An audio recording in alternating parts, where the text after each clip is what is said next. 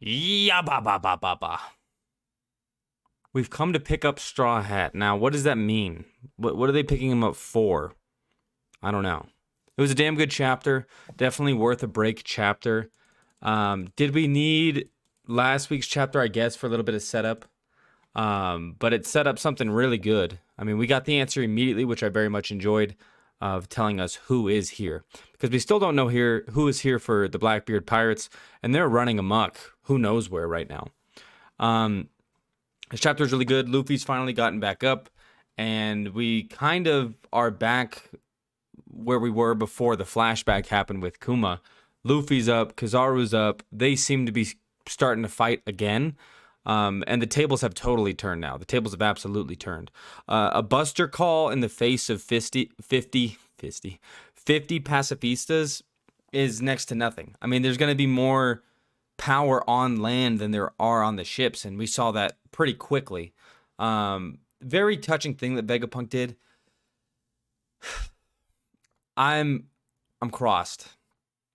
I don't want Vegapunk to be dead, but I do. I do want him to die because of that decision that he made, because it would be so much more of a sacrificial decision to put this hierarchy of who is able to control the Kumas, who is able to control the pacifistas, and making our way up the ladder to see, okay, the Gorosei are at the very top, and then you find out you thought his daughter is at the very top because Vegapunk could not live with the possibility of his daughter being killed by him, knowing that she was going the pirate route, knowing all these things, and he did that, which was great.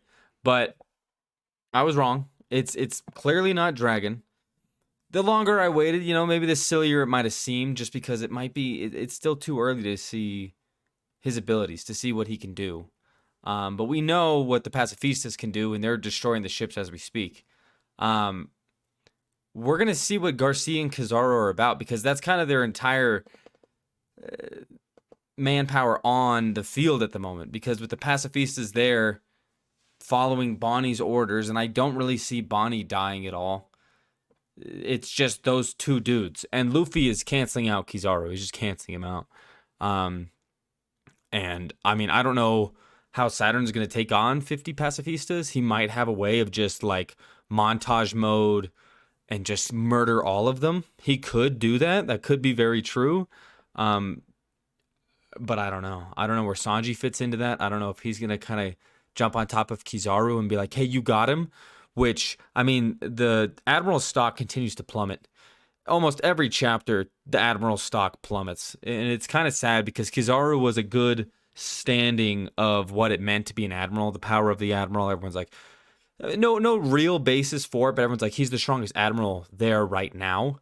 But I assume the Admiral lovers, the Admiral over Yonko lovers are going to say that just wait till Fuji gets out here. Just wait till Fuji. And I'm just like, I already stopped believing a while ago that the Admirals could even stand up to that. But, we're kind of at a point now where it's like, I don't see that happening. He's going to have to step up here and at least fight with Luffy. But just the fact that Luffy's already landed a couple shots on him when he clearly, isn't able to sense it. He doesn't have the observation haki available to dodge it. He travels at the speed of light and he can't see him coming. And, I don't know. To be caught off guard that many times is kind of sorry. And the last time he got punched, this punch wasn't as bad. He's going to get up. He should be fine. It knocked him out in one hit. I mean, Luffy's energy continues to tank. They say he's at full power, but we'll see what that truly means.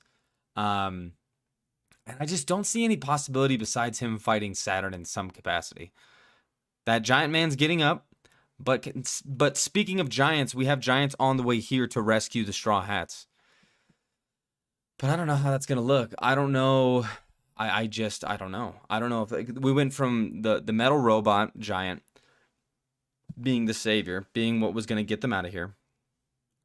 He gets destroyed, and then the magical mega giant robot man is still creaking, and they made sure to show him in this chapter because they kind of wanted to see, okay, what exactly is this guy about? And now I'm wondering if he started to shake because those guys were already on the way, and they might activate to giants, and giants the more I think about it, their technological advancements might be up there and in there, considering how long they're alive. Like, they could, I don't think anyone's as smart as Vegapunk. He's definitely the smartest man in the world. But they could have something somewhat comparable, in knowing that he has a relationship with the Giants. Anything is up to interpretation. But uh, getting to my favorite part, of course, and my little brother called it, the Giants coming here is heartwarming as hell. I'm rereading One Piece. It always seems like I'm rereading One Piece, but I am. Just a quick random side note: Don Krieg, the Baratier, super underrated. Super underrated. Honestly, a beautiful, stellar arc, and that villain is great. Especially for that time, Oda was writing Goda shit back then. Um, like I said, Luffy's claiming that he's at full power, so it's kind of tough to see what him and Kizaru are going to be up to. That giant's up and moving, and Nika continues to play this role of savior. Exactly what that's going to look like with Saturn, I don't know. I mean, he's got to fight him, right? There's nobody else there that can fight him. I mean, I love Dorry and Broggy, but they're not that guy. They're just not. I mean, they could get in there. They definitely could get in there. And I think their power scaling has been tremendous as well. And it's super exciting to see them because we know what they're about. If you remember when they did like the Island Buster or whatever it was, it was basically like King Sovereignty that Big Mom and Kaido did, just like a miniature version. But I'm excited to see them actually fight. They're probably going to be a little bit past their prime when all is said and done, but they're here to retrieve Straw Hat. What does that mean? They're retrieving him for Shanks, right? They like have to be. Does this guarantee that Shanks is, does this guarantee that Shanks is a good guy? Sure. I mean, I never believed that he was evil. I believe that we can maybe see him posed as evil, which you could say has already happened, but we never believed that. At least I didn't. There's just no way I see that of being a thing. Him being the apprentice of Roger and passing on the Straw Hat when we know that the Straw Hat holds a large significance. But what I will say is it seems like Dragon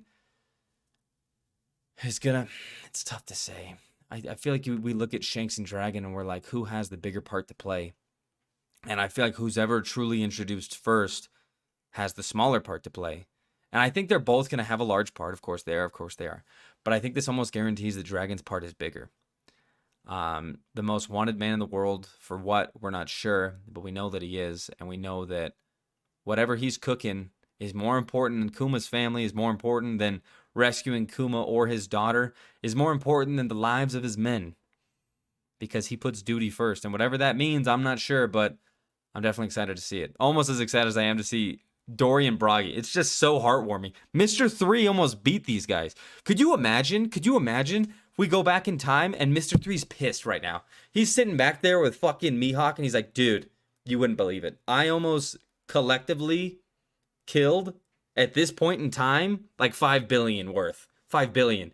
And everyone's looking at him like, yeah. I'm like, no. Like, he actually, maybe even more than that. Maybe, honestly, even more than that. But Little Garden was great too. But it's nice that Oda does a really good job of bringing these people back to the fold.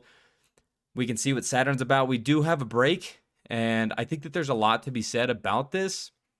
They seem to have got there really quick, but we already knew that they were going to Elbaf. So, I don't know. I guess my guess is that giant robot's going to hold Saturn off, but that's not a big enough event just for those guys to escape. Unless like there's some type of technology, I'm not quite sure. Vegapunk dying is not a big enough event for something to change the entire world, in my opinion. I think that Saturn has to be defeated in some capacity, and what that looks like, I don't know. But that event is drawing ever closer, and it's gonna happen, my guess, in the next 10 chapters or so. But that doesn't even make sense because you can't beat Saturn that quick. But they are outmanned, they are outgunned, they're gonna be outlasted. I just don't know what that's gonna look like. But we're gonna see what the Gorosei are going to be about when their backs are against the wall. So I hope you guys are excited for the next one in 2 weeks. You guys take care. Hopefully I'll make a video next week, but I'm ending my streaming career, so that might take precedent. But until then, peace out. Bye.